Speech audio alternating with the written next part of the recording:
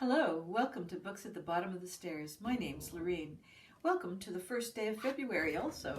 This is the month where traditionally I have lost my mind as far as any kind of New Year's resolutions I would have made in the past, which is one of the reasons why I opt out of making New Year's resolutions. I find that by February I get a sense of whether my resolutions are going to go ahead or fail, or I've become bored, or I've become outsmarted by my own overthinking. So I some years back decided to not make them anymore, and I started to feel some anxiety around that when I did my video on Blizzard boredom, where I was trying to sort through all these books and just thinking, oh no, I've got to read these, and that's not the intention behind this this vlog. I don't want to have some kind of external pressure telling me that I must do this, because there's just plenty of other things in life that can do that for you. So this is supposed to be fun, and I'm supposed to, like, I'm using the word supposed. As soon as I use that word, I always think, oh, danger. The goal is to be able to enjoy these books, and everything over there I'm really keen to read. There isn't anything over there that is like a kind of a book. So I'm glad I sorted through them, and I'm glad I don't have a crazy ass to-do list. I do have, in the background, I do have sort of a hope to check it off by such and such time of the year, but other than that, I don't. Okay, Kindred by Octavia Butler was written in 1979, and she is an author of great turnout and many achievements, very highly regarded. She died in 2006.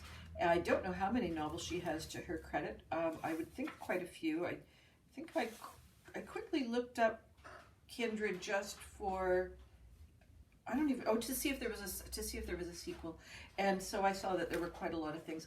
I don't like to read too much before I do these discussions, because I like to be giving you my thoughts and not the internet's thoughts.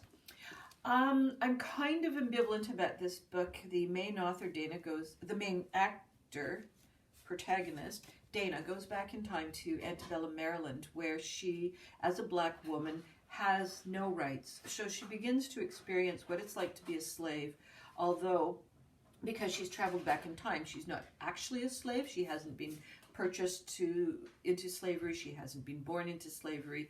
So what she does is she ends up on the plantation where her sort of known ancestral lineage begins from.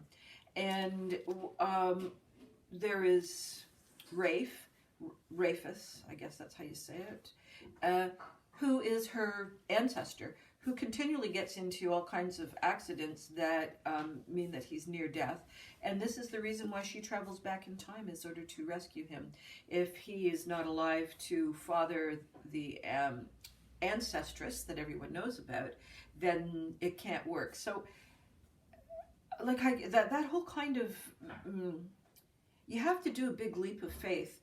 If he had died in the first accident, he would never have fathered the ancestress, which means Octavia would never have died. So there never would have, Dana would never have been born.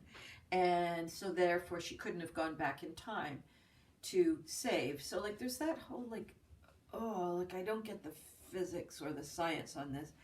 It's fiction, let it go. So I had to do a little work around that. And I didn't entirely buy her time in the antebellum Maryland. I understood her anxieties and frustrations when she was back in her own era of 1976. Her anxiety about all of a sudden facing traffic or being afraid to drive because maybe she would be called back in time, and while driving a car, this could cause harm in her own time frame. So I understood those concerns and anxieties and so on much better than I did when she was back in Maryland. Now, we're told a lot of these things. She's whipped, she's experiences grief, she's got anger and rage and is threatened, and there's many things that happen to her and to the people around her. But it's more, I felt more told than I felt experienced. And So that's the only thing I would say that I kind of was disappointed about. On the other hand, 1976 is quite a different writing style than what we're experiencing now in the 2000s, where authors have been given the sort of writing aesthetic of show don't tell. So I'm not sure. I was only 16 when this book was written. I don't really know what the standards of writing were at that time. So anyhow, I liked it. I didn't love it, but I am going to go forward with Octavia Butler as an author because I think she has quite a good backlist, and I think it will be, every time I want to travel, I think I might pick up a Butler because that would be good. Very intriguing in an airport or on a plane or something, and not just light and frivolous. I think this would be a good traveling book. All right, the other two books I would like to talk to you about are read aloud books, and one is one that we have finished, and one is one that we are in the middle of. The first one that we finished is Carrie Greenwood's Flying Too High, Miss Fisher's Murder Mysteries, and this is book 2. This is the one where Franny is getting involved with someone who is a pilot in the 1920s, and she herself flew airplanes during the First World War. So she's an experienced pilot. I mean, Franny is such an interesting character because there's very little in her early years that she didn't encounter in some kind of way. Poverty, riches, sheiks, soldiers, ambulance duty, flying planes, walking on planes. She has had quite a life. And so now as a detective back in Australia, she continues to have an adventure as she tries to solve crimes. So there's two going on in here. One is the kidnapping of a young girl, and the other is the death of a friend's father, and the son is being accused of the murder because it's a very nice, convenient little wrap-up. But Franny goes and looks at the evidence. It's pretty clear on day one that the brother could not have done the crime, but has to convince the constable that that's the case. And then the kidnapping of the young girl is a completely different kind of energy and clue solving. And so you've got sort of an action-packed murder and this very slow, methodical kidnapping that's happening. Now, what Carrie Greenwood does, my husband mentioned this, is she drops plot lines. So we'll kind of get into the excitement of prepping for a night out searching the kidnappers, and then she switches to a dinner party, and then she'll switch back to the murder, and then so she's a bit ziggity zaggity, and every once in a while we'd say to each other, who was that character again? And it was from many pages earlier. It's a fun read aloud. It took us way too long to read this because we had so many distractions.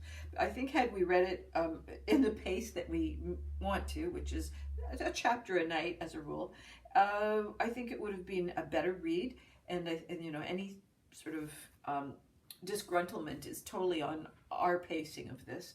I think we would have remembered the characters better, and I think we would have remembered the plot lines a little bit better, and so nothing to do with Carrie Greenwood.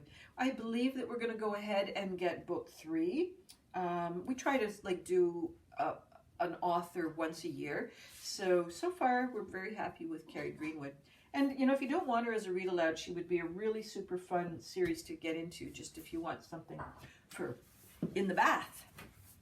The other book that we're reading, I don't know how well you're going to see this one because of the dark cover, is Taaqtumi, an anthology of Arctic horror stories. And there are, I think I counted 10 or 11 authors. There's a couple authors who are writing in partnership, like a husband and wife team.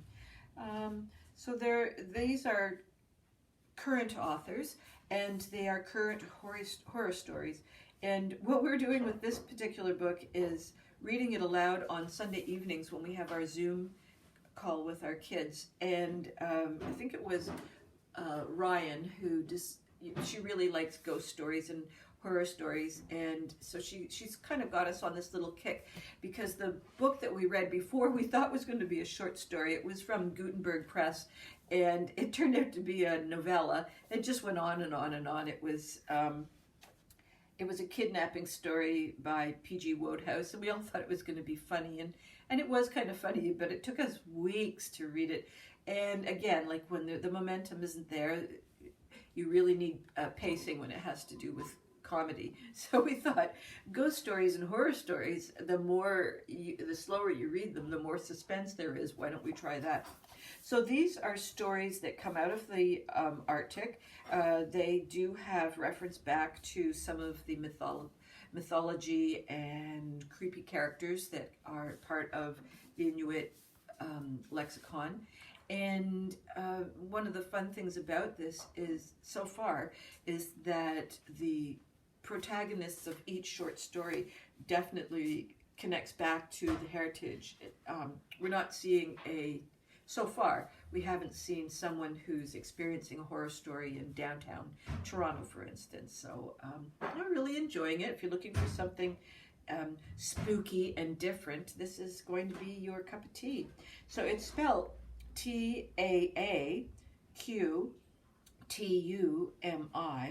and I don't know what that stands for. Oh, it means in the dark. Yeah.